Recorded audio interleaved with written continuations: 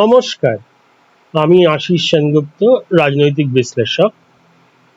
প্রায় সবকটা exit pole বেরিয়ে গেল আজ সন্ধে 6টায় ভোট শেষ হওয়ার পর, এবং প্রায় সবকটা, একটা দুটো ছাড়া সবকটা এক্সিট পোলই বিজেপিকে এগিয়ে রাখছে।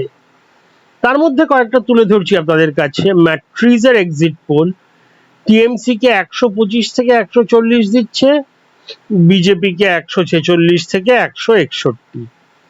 পিমার্কের এক্সিট পোল টিএমসি কে 118 থেকে 138, বিজেপিকে 150 থেকে 175।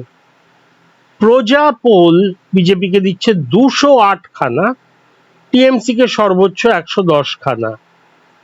আবার এদিকে একমাত্র পোল আছে জনমত পোল, যেটা টিএমসি কে শুধু এগিয়েই রাখছে তাই না, টিএমসি কে সর্বোচ্চ দিচ্ছে 205 এবং 50% মতো ভোট, আর বিজেপিকে 90টা সিট। পোল ডায়েরি বিজেপিকে দিচ্ছে 171 সর্বোচ্চ, টিএমসি কে 127। এছাড়া আরো অনেক আছে, চাণক্য, পোল অফ পোলস, তারপরে আরো কয়েকটা। যাই হোক, এগুলো আমি মানে সবকটা নিউজ চ্যানেলই এদের কমন এগুলো সব দেখাচ্ছে। তা এই পোলগুলো কয়েকটা জিনিস কিন্তু ক্লিয়ার করেনি।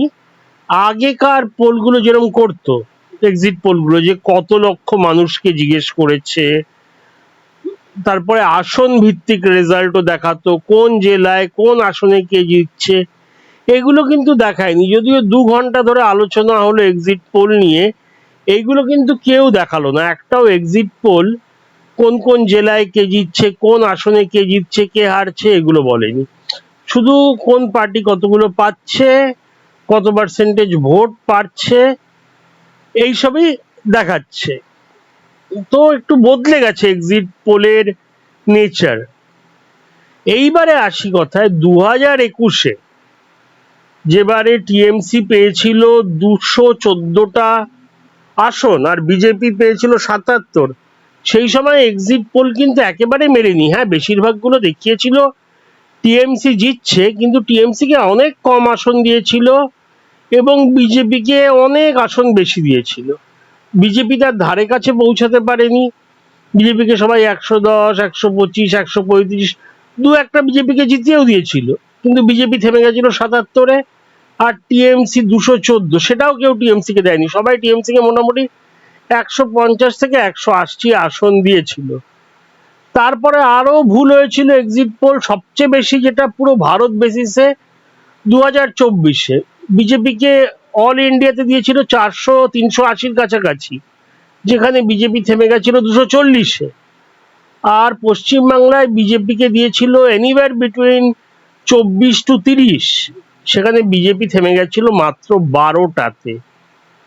হ্যাঁ, আমি মনে প্রাণে চাই বিজেপি জিতুক, কিন্তু আমি এটাই বলার চেষ্টা করছি যে এক্সিট পোলের ওপর ভরসা করে উল্লাসিত হওয়ার কোনো কারণ নেই। হ্যাঁ, 70% টাইম এক্সিট পোল ঠিক হয়, কিন্তু 30% টাইম ভুলও হয়। যেহেতু স্যাম্পেল সাইজ খুব বেশি হলে 50,000, 1 লাখ, খুব বেশি হলে 2 লাখ মতো লোকে করা যায়, আর যেখানে আসলে ভোট দিয়েছে প্রায় 7 কোটির কাছাকাছি মানুষ, তাই ভুল হওয়ার চান্স তো থাকেই। এছাড়া 2021-এ একটা অভিযোগ ছিল যে কাউন্টিকে নাকি টিএমসি অনেক কারচুপি ঘাপলা করেছিল।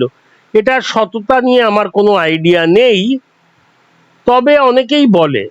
তা এইবারে যে কাউন্টিং আছে 4 তারিখ, যেদিন আসল রেজাল্ট জানা যাবে, আশা করি বিজেপির অভিজ্ঞতা বেড়েছে, কাউন্টিংয়ে কোনো কারচুপি কিভাবে আটকানো হয়, ম্যানেজ করতে হয়, সেগুলো বোধহয় ওনারা জেনে গেছেন।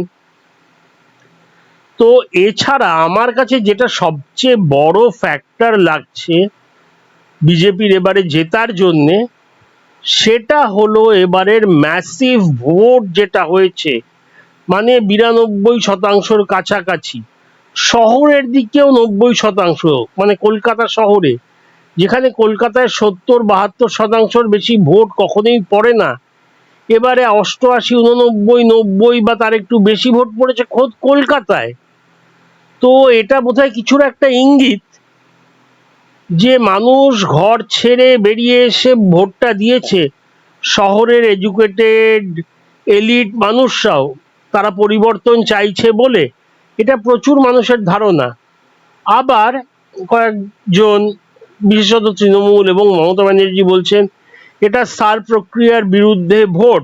যদিও আমার যথেষ্ট সন্দেহ আছে সার প্রক্রিয়াতে রেগে গিয়ে এরকম মানুষ ঝাঁকে ঝাঁকে বেরিয়ে ভোট দেবেন নাকি।